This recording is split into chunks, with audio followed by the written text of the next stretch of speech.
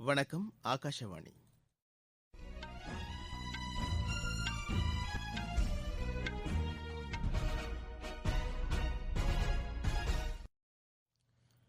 செய்திகள் வாசிப்பவர் முகமது. தலைப்புச் செய்திகள்.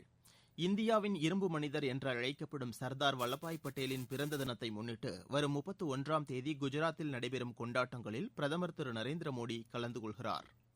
நாட்டின் பாதுகாப்பு திறனை நவீனப்படுத்துவதற்கு அரசு கவனம் செலுத்தி வருவதாகவும் வீரர்களின் நலனை பாதுகாப்பதற்கு நடவடிக்கை எடுத்து வருவதாகவும் அமைச்சர் திரு ராஜ்நாத் சிங் தெரிவித்துள்ளார்.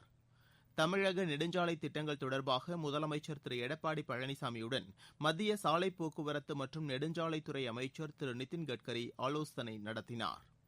உலகில் கோவிட் தொற்றால் பாதிக்கப்பட்டோரின் எண்ணிக்கை 43 மில்லியனாக உயர்ந்திருப்பதாக உலக சுகாதார அமைப்பு கூறியுள்ளது. ஐபிஎல் போட்டியில் அபுதாபியில் நேற்று நடைபெற்ற ஆட்டத்தில் மும்பை அணி 5 விக்கெட் வித்தியாசத்தில் பெங்களூரு அணியை வீழ்த்தியது. இனி விரிவான செய்திகள். இந்தியாவின் இரும்பு மனிதர் என்று அழைக்கப்படும் சர்தார் வல்லபாய் பட்டேலின் பிறந்த தினத்தை முன்னிட்டு வரும் 31ஆம் தேதி குஜராத்தில் நடைபெறும் கொண்டாட்டங்களில் பிரதமர் திரு நரேந்திர மோடி கலந்து கொள்கிறார். கெவாடியாவில் உள்ள பட்டேலின் திருவுருவ சிலைக்கு அவர் மலரஞ்சலி செலுத்துகிறார். அவர் இந்திய ஒருமைப்பாட்டு உறுதிமொழியை செய்து வைப்பார். வரும் 30 மற்றும் 31ஆம் தேதிகளில் அவர் படகு சவாரி, குழந்தைகள் பூங்கா மற்றும் வர்த்தக வளாகத்தை தொடங்கி வைக்கிறார். கெவாடியாவில் நதியில் செல்லக்கூடிய விமான வசதியையும் அவர் தொடங்கி வைக்கிறார். இந்த பாதையின் மூலம் அகமதாபாத்தில் உள்ள சபர்மதி நதிக்கரைக்கு செல்லும் வசதி செய்யப்பட்டுள்ளது. நாட்டின் பாதுகாப்பு திறனை நவீனப்படுத்துவதற்கு அரசு கவனம் செலுத்தி வருவதாகவும் வீரர்களின் நலனை பாதுகாப்பதற்கு நடவடிக்கை எடுத்து வருவதாகவும் அமைச்சர் திரு ராஜ்நாத் சிங் தெரிவித்துள்ளார். புதுதில்லியில் ராணுவ தளபதிகள் மாநாட்டை தொடங்கி வைத்த அவர் ராணுவத்தின் தேவையை பூர்த்தி செய்வதற்கு அனைத்து ஆதரவையும் வழங்கும் என்றார். மத்திய ராணுவ காவல்துறை, மாநில காவல்துறை, ராணுவம் ஆகியவற்றுக்கிடையே நிலவும் ஒத்துழைப்பு மற்றும் ஒருங்கிணைப்பால் ஜம்மு காஷ்மீர் நிலையான அமைதி ஏற்பட்டுள்ளதாக அவர் தெரிவித்தார். இந்திய ராணுவம் எல்லை தாண்டிய பயங்கரவாதத்திற்கு தக்க பதிலடி கொடுத்து வருவதாக கூறினார். வடக்கு எல்லைப் பகுதியை குறிப்பிட்ட அவர் எல்லைப்பகுதி சர்ச்சைகளுக்கு பேச்சுவார்த்தை மூலம் தீர்வு காண வேண்டும் என்றார். கடும் குளிர், அசாதாரண சூழ்நிலைகள் போன்ற எதிர்மறைகள் இருந்தாலும் ராணுவ வீரர்கள் உறுதியுடன் நின்று பாதுகாத்து வருவதாக சுட்டிக்காட்டினார். ராணுவத்தில் பெண்களின் நிலை உயர்ந்திருப்பதாகவும் ஆண்களுக்கு இணையான பணிகளை மேற்கொள்வதற்கு வாய்ப்புகள் உருவாக்கப்பட்டுள்ளதாகவும் அமைச்சர் திரு ராஜ்நாத் சிங் தெரிவித்துள்ளார். தமிழக நெடுஞ்சாலை திட்டங்கள் தொடர்பாக மத்திய சாலை போக்குவரத்து மற்றும் நெடுஞ்சாலைத்துறை அமைச்சர் திரு நிதின் கட்கரி முதலமைச்சர் திரு எடப்பாடி பழனிசாமியுடன் ஆலோசனை நடத்தினார்.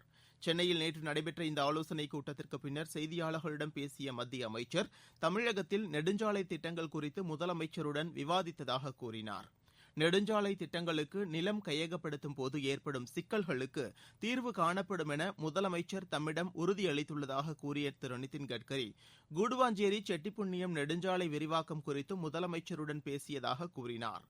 சென்னை துறைமுகத்திலிருந்து புறநகர் பகுதியை இணைக்க 5000 கோடி ரூபாய் செலவில் 2 அடுக்கு மேம்பாலம் கட்ட மத்திய சாலை போக்குவரத்து மற்றும் நெடுஞ்சாலைத்துறை அமைச்சகம் திட்டமிட்டுள்ளதாகவும் அவர் தெரிவித்தார். பதிண்டாவில் உள்ள எய்ம்ஸ் மருத்துவமனையில் நவீன பரிசோதனை வசதிகளையும் ஆண் மருத்துவர்கள் விடுதியையும் மத்திய சுகாதாரத்துறை அமைச்சர் டாக்டர் ஹர்ஷ்வர்தன் தொடங்கி வைத்துள்ளார். நிகழ்ச்சியில் பேசிய அவர் பதிண்டாவில் உள்ள இந்த மையத்தால் மக்கள் சுகாதார வசதியில்லாமல் தவிக்கும் நிலை மாறிவிடும் என்றார். குழந்தைகளின் கல்வி, பயிற்சி போன்ற வசதிகள் மருத்துவர்களுக்கு வழங்கப்படும் என்றார்.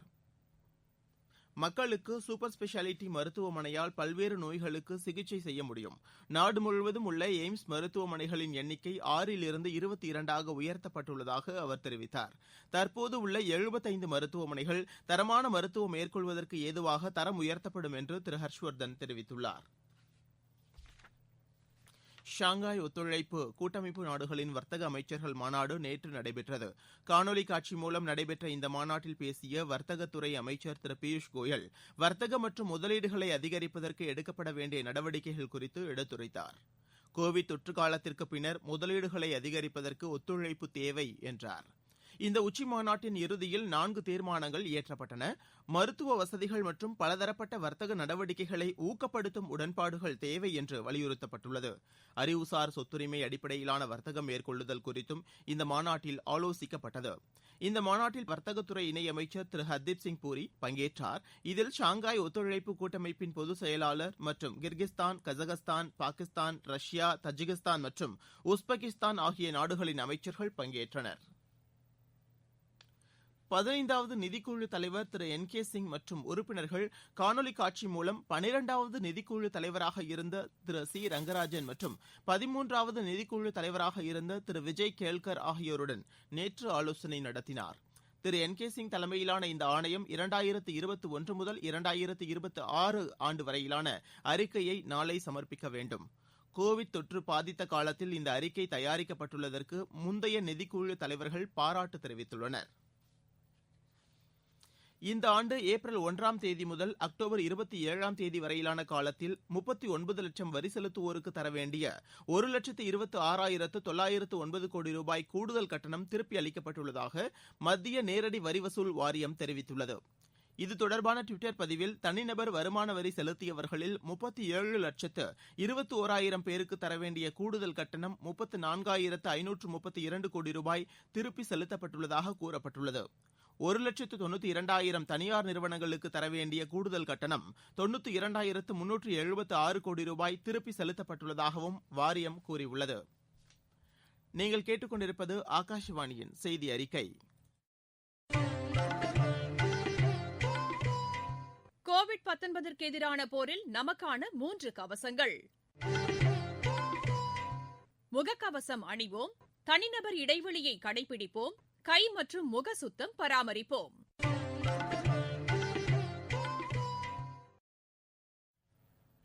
தமிழகத்தில் கோவிட்-19 தொற்றிலிருந்து நேற்று 3,859 பேர் குணமடைந்ததாக மக்கள் நல்வாழ்வுத்துறை தெரிவித்துள்ளது.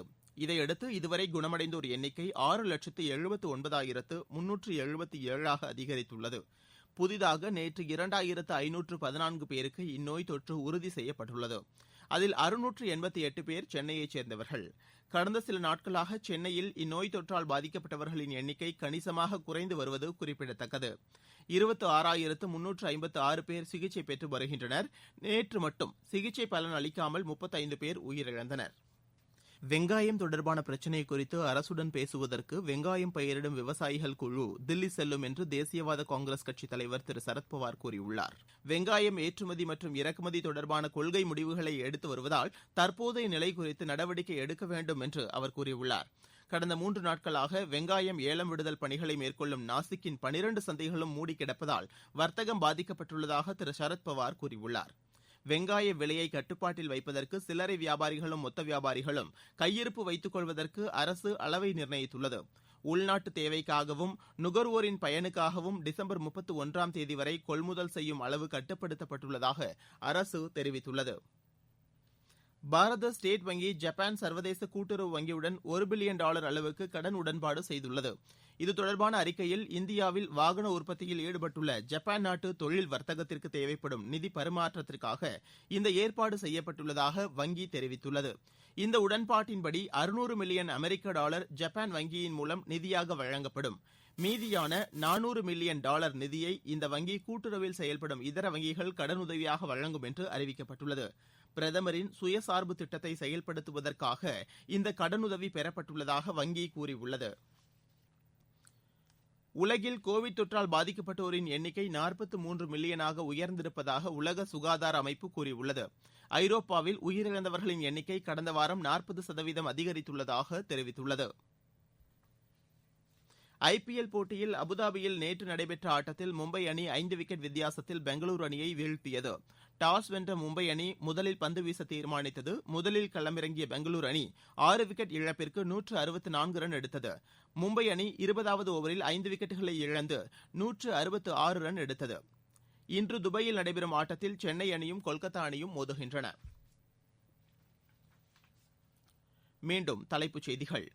இந்தியாவின் இரும்பு மனிதர் என்று அழைக்கப்படும் சர்தார் வல்லபாய் பட்டேலின் பிறந்த தினத்தை முன்னிட்டு வரும் 31ஆம் தேதி குஜராத்தில் நடைபெறும் கொண்டாட்டங்களில் பிரதமர் திரு நரேந்திர மோடி கலந்து கொள்கிறார். நாட்டின் பாதுகாப்பு திறனை நவீனப்படுத்துவதற்கு அரசு கவனம் செலுத்தி வருவதாகவும் வீரர்களின் நலனை பாதுகாப்பதற்கு நடவடிக்கை எடுத்து வருவதாகவும் அமைச்சர் திரு ராஜ்நாத் சிங் தெரிவித்துள்ளார். தமிழக நெடுஞ்சாலை திட்டங்கள் தொடர்பாக முதலமைச்சர் திரு எடப்பாடி பழனிசாமியுடன் மத்திய சாலை போக்குவரத்து மற்றும் நெடுஞ்சாலைத்துறை அமைச்சர் திரு நிதின் கட்கரி ஆலோசனை நடத்தினார். உலகில் கோவிட் தொற்றால் பாதிக்கப்பட்டோரின் எண்ணிக்கை 43 மில்லியனாக உயர்ந்திருப்பதாக உலக சுகாதார அமைப்பு கூறியுள்ளது. ஐபிஎல் போட்டியில் அபுதாபியில் நேற்று நடைபெற்ற ஆட்டத்தில் மும்பை அணி 5 விக்கெட் வித்தியாசத்தில் பெங்களூரு அணியை வீழ்த்தியது. இத்துடன் செய்தி அறிக்கை நிறைவடைந்தது. எமது செய்திகளை உடனுக்குடன் AIR News_Chennai என்ற ட்விட்டர் பக்கத்திலும், செய்தி தொகுப்புகளை all India radio news Chennai என்ற யூடியூப் சேனலிலும் அறிந்து கொள்ளலாம்.